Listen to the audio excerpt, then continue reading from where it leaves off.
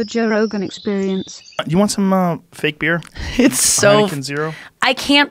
Yeah, I mean, I don't drink, and this is absurd to me that I would have a beer. It's a fake beer. It's no, but, like, zero alcohol. I don't miss it's not, the it taste of alcohol. Oh. Well, What? No, who misses the... No one would drink alcohol if it didn't get you effed up. I would drink these. They taste good. Really? Yeah, I love it. This tastes like the St. Louis Funny Bone, which is a great taste. It does. It tastes like the St. Louis Funny Bone. 2009, living my best life. When was the last time you drank? 2011, December 9th. Whoa. Cleveland, hilarities. Whoa. After the show. You're like, I'm done. I just had a couple beers to close out the evening. Was by myself, just Next gonna thing go. you know, you're shooting heroin. I don't know what happened. I was at a point in my life where it was like, this has got to stop because my hangovers were getting so ridiculous and debilitating for a whole day. And I was just doing, I would black out from like 2 drinks because my mind, John Mulaney has a great joke about it where he says he would black out very quickly after a couple drinks because his mind was like, we know where this is going, shutting down early. Like, if you know you're going to black out, your brain just blacks out earlier. Right. Because every time I drank, I would black out. So... Wow. I woke up that next morning and I had only had it wasn't a hard night of drinking, a couple beers, but I was just the sickest I've ever been. And the thing about hangovers that I really had to look at was like the best part about being sick. If you're going to find the best part about being sick, it's that people feel sorry for you. You get babied a little bit. You get a nurturing from your friends and family that you don't get when you're healthy. But when you're hungover, no one gives you that. So you're sick and you don't even get the only good thing about being sick, which is people feeling sorry for you. Everyone's like, you piece of shit, you did this to yourself. So I was like in the shower, in the fetal position, thinking, this is how I should feel if I'm dying. Like, I really don't want to feel this bad unless I am on my way out. So I'm not doing this anymore. And I read a book and I was done. What was the book? The Easy Way to Stop Drinking by Alan Carr. What's the easy way? Easy way is you read this book and then you're done at the end of it. Why? And what he does, well, I used his method to stop smoking. The Easy Way to Stop Smoking by Alan Carr. So many people have read it. It's the one book that when you've tried everything else, nothing else works. This book, my mom quit smoking after 35 plus years. Really? So many of my friends, I heard about it, I think like Ellen DeGeneres and Ashton Kutcher. I heard a bunch of celebrities kind of talking about it. I read the book and you can smoke while you read it. And then by the end of the book, he just promises you, he goes, go, have a cigarette. And you're just like, no, I don't want to. And I don't need to. His method is, and this is this thing he does with drinking, any excuse you have to do that thing, he talks you out of it. He tells you a reason why your excuse is actually bullshit and there's no science behind it. And he disproves any reason that you have to do it. And we've been brainwashed by tobacco and alcohol industries to believe that quitting is really hard. And quitting alcohol is hard if you have an addiction. You can like die from it, obviously. But with tobacco, it's part of their propaganda to tell you that it's hard to quit smoking. They're the ones pushing that method or message, which seems like, why would they tell people it's hard? But they're doing that because if it's hard, you won't quit. So that has been their message, to be like, it's so hard to quit smoking. It's so hard. When really, it's not. It's not? No. The withdrawal symptoms of not smoking last up to 2 weeks. I think it's less than that. I think it's like 7 to 11 days.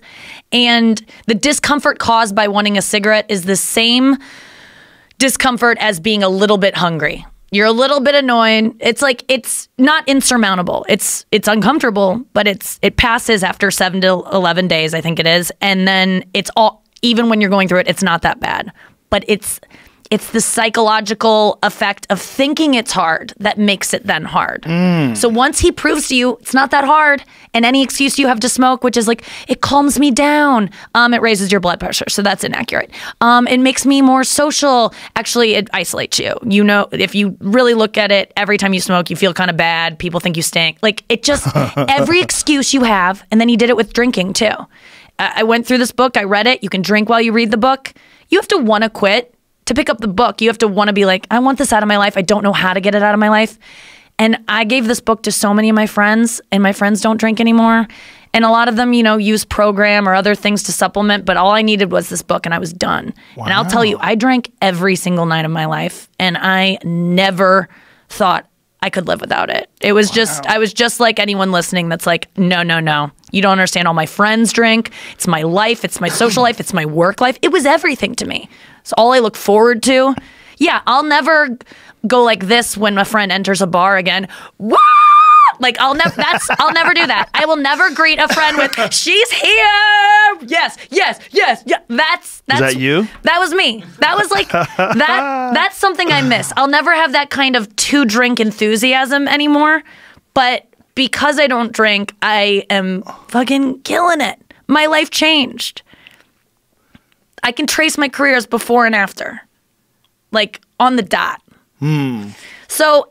You know, it's not for everyone. If you have a problem, you should maybe look into it. But that book seriously changed my life. That sounds amazing.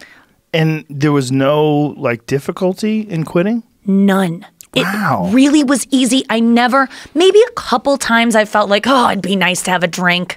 I was dating a guy that like just wanted to have a glass of wine with me. And I'm like, why can't I just have a glass of wine? And I've been tempted. And I don't think that I would go off the deep end again. But I go back to that book and I'm just like, any reason I can give myself, it's just really, it isn't true. And I'm better without it. Well, it's definitely not true if you're drinking it every night and you're blacking out. Yeah.